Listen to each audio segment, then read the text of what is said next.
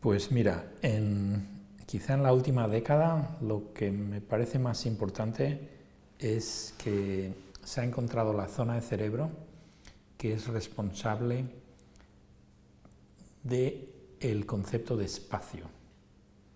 Nosotros somos animales y nos movemos por el mundo en un espacio exterior, y ese espacio exterior lo tenemos mapeado dentro. De hecho, el espacio exterior es una reflexión de lo que tenemos dentro.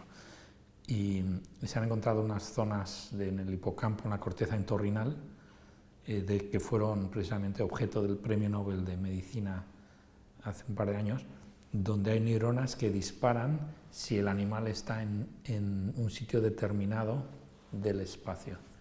Lo han llamado también el GPS cerebral, porque estas neuronas computan nuestra posición dentro del mapa.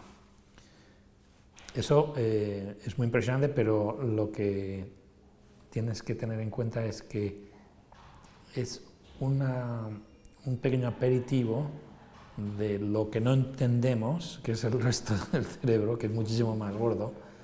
Entonces es posible que, igual que hay zonas donde se mapea el espacio, hay zonas donde se mapea el tiempo, y de hecho todo nuestro mundo mental va a tener una repercusión interna, ¿no? Yo creo que es todavía muy temprano para decir si eso es posible o si es una cosa completamente descabellada. La idea de modelizar el cerebro y replicarlo en una computadora depende de la hipótesis de que el cerebro sea como una computadora. Y eso, en este momento, yo creo que es más una metáfora que una conclusión. El cerebro es una máquina que ha sido diseñada por la evolución, pero no tiene por qué funcionar como funcionan las computadoras digitales. Entonces los humanos utilizamos el símil de que, bueno, hay una máquina parecida que se llama una computadora digital, parecida en principio a lo que puede estar ocurriendo dentro del cráneo, pero igual no es parecida. De hecho, hay muchas diferencias enormes entre cómo funcionan las computadoras digitales y cómo funciona el sistema nervioso. Entonces yo creo que es un poco prematuro, y yo animaría a la gente a no ponerse las pilas en este sentido y estar un poco con más crítica y más con sentido común, porque igual no tiene nada que ver, ¿no? Absolutamente. De hecho, no solamente en las decisiones de compra, sino en nuestra personalidad está posiblemente dominada por factores que puedes llamar inconscientes, que evidentemente están generados por el cerebro, pero no tenemos acceso a ellos de una manera voluntaria. Y este es uno de los grandes campos desconocidos del sistema nervioso.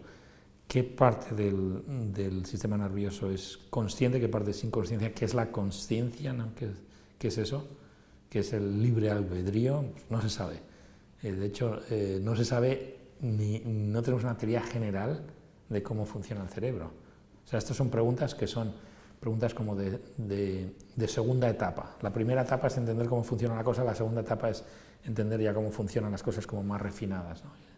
Pero todavía no estamos quizá ni siquiera hemos completado la primera etapa de entender el cerebro.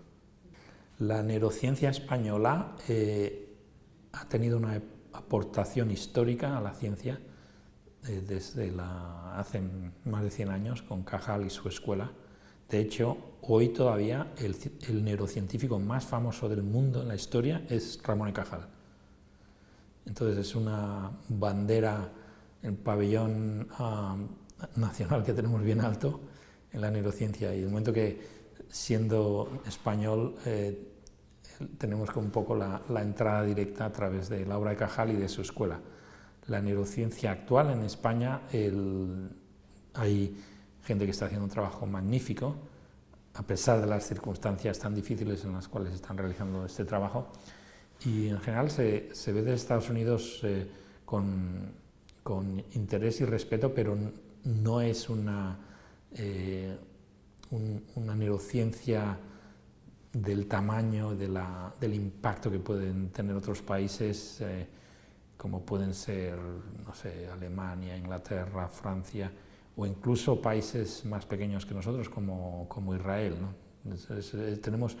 Tenemos campo de para desarrollarnos de vuelta y volver a coger un poco la bandera, y no hay razón por la cual no podríamos hacerlo en España, ¿no?